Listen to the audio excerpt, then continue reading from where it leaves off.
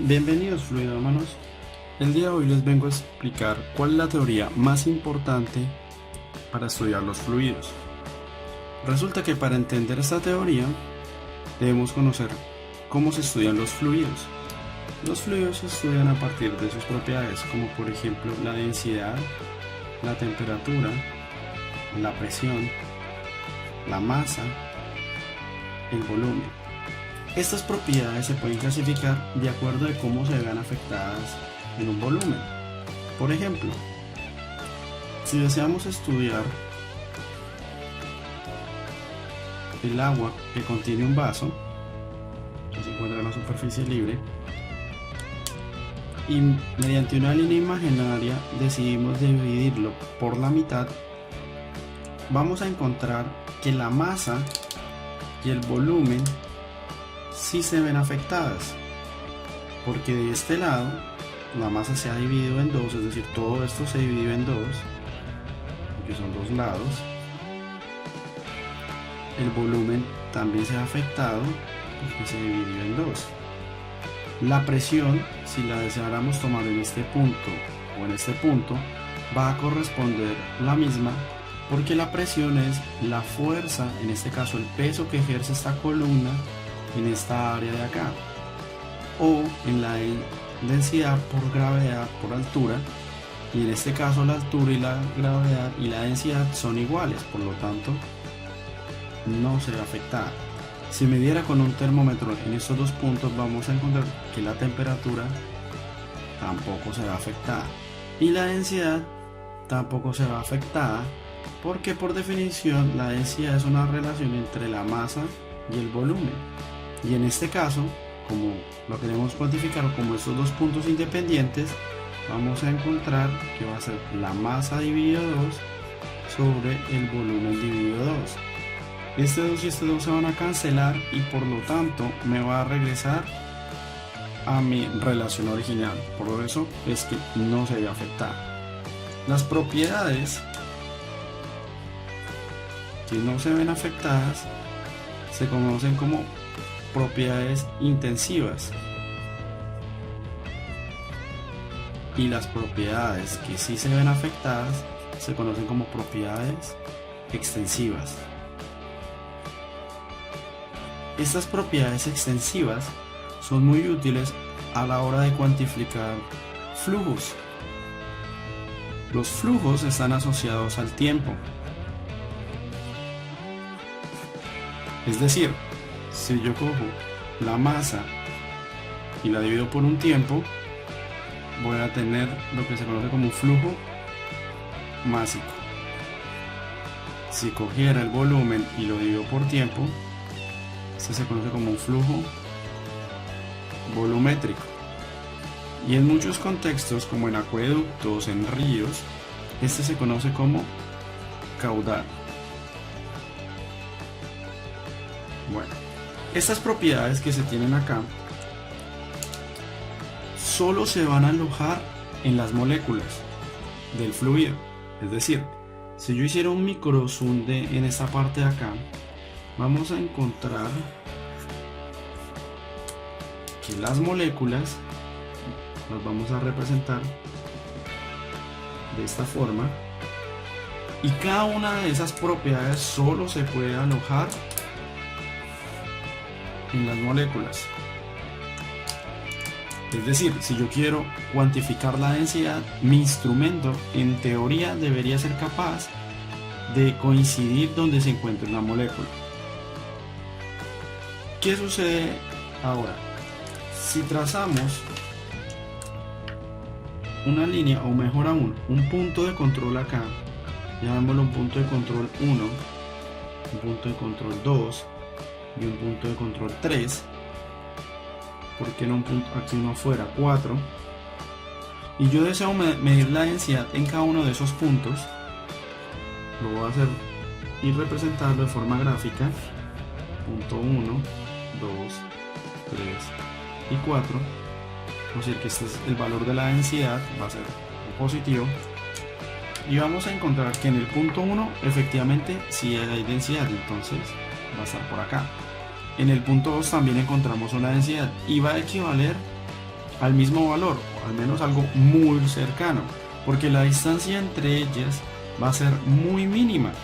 Puede ser del orden del por 10 a la menos 16, incluso cuando hablamos de gases. Algo muy pequeño, a la menos 16, perdón. Si seguimos con estos puntos, vamos a encontrar que el punto 3 también se encuentra dentro de una molécula. Y hasta el momento vamos a coincidir con el mismo valor de la densidad. Pero el punto 4 no está dentro de la molécula. Eso significa que como no está dentro de la molécula, no corresponde a ningún valor.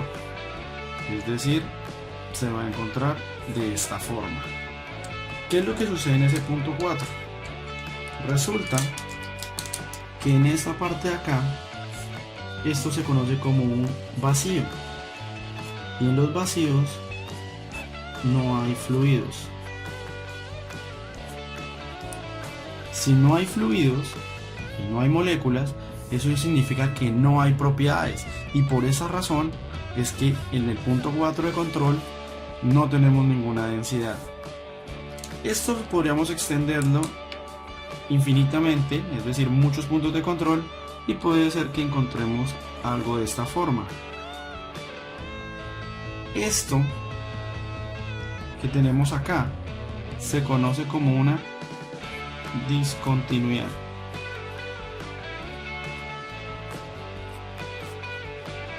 Nosotros, al ojo humano, no podemos percibirla porque estamos hablando de algo muy pequeño. Pero, ¿qué es lo que se hace y cuál es esa teoría tan importante en los fluidos? Resulta que estos vacíos, al ser tan pequeños, la teoría nos dice podemos ignorarlos.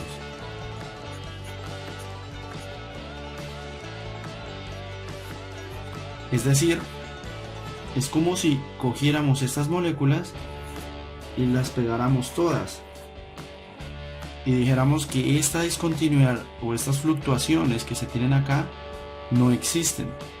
Pero a simple vista, es decir, no podemos simplemente empujarlas y decir que los vamos a ignorar de esta manera.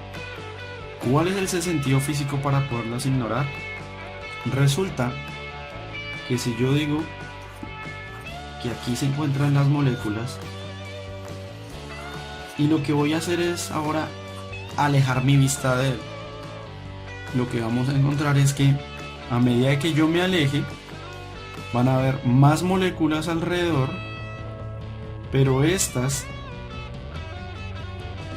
van a aumentar, y a medida que aumentan, dése cuenta que esos vacíos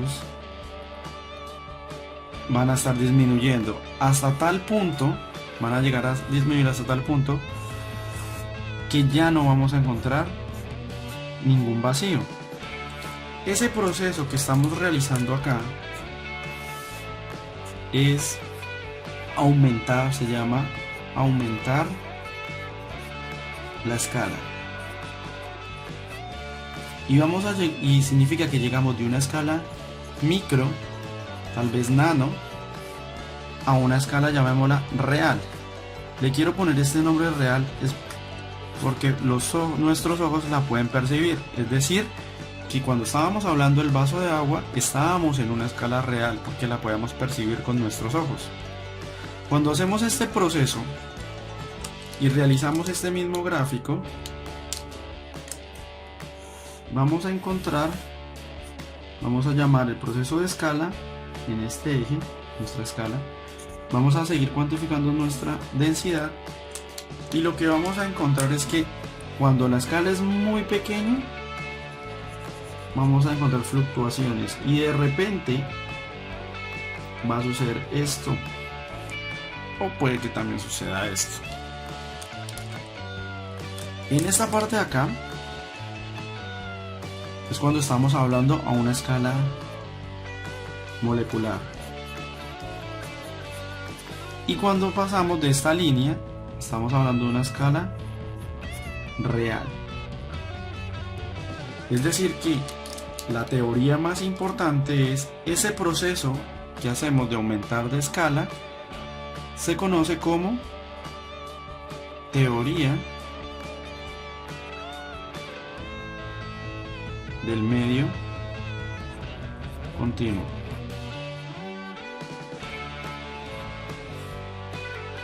Esta teoría del medio continuo es lo que me permite estudiar los fluidos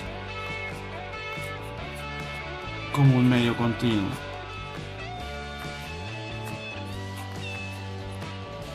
Es decir, ignorando estos vacíos. Así, mediante este aumento de escala, llamamos lo que es la teoría del medio continuo. Ahora, ¿qué está sucediendo en esta parte de acá? Si se dan cuenta, nuestra densidad aumenta o puede disminuir. Esto se debe a que este proceso de escala, si lo llevamos a exagerarlo, vamos a llegar hasta un punto. Podemos decir, por ejemplo, vamos a llamar que esto sea un río. Esto va a ser acá ya tierra y esto también va a ser tierra. Y vamos a encontrar que ese cambio en la densidad ya pasó a otro material. Y como pasa a otro material, puede aumentar o puede disminuir. Y se representaría de esta forma. Esta teoría del medio continuo también es muy importante en las simulaciones matemáticas. Es muy importante en las mediciones. Y lo digo en las mediciones porque si nosotros cogemos un termómetro no va a ser capaz de encajar exactamente en la molécula. Lo que va a hacer es coger un promedio de todas esas moléculas. Va a coger un promedio. Y ese promedio va a estar rodeado por un área. Por esa razón, en muchas ingenierías se habla de esfuerzo. Ese esfuerzo es la relación de una propiedad de fuerza respecto a un área. Y esta relación nos permite entender que lo que estamos realmente cogiendo es una propiedad respecto a un área. También esa misma la podemos encontrar como presión igual a fuerza sobre área. Bueno, espero que les haya gustado. Nos vemos en una próxima, fluidomanos.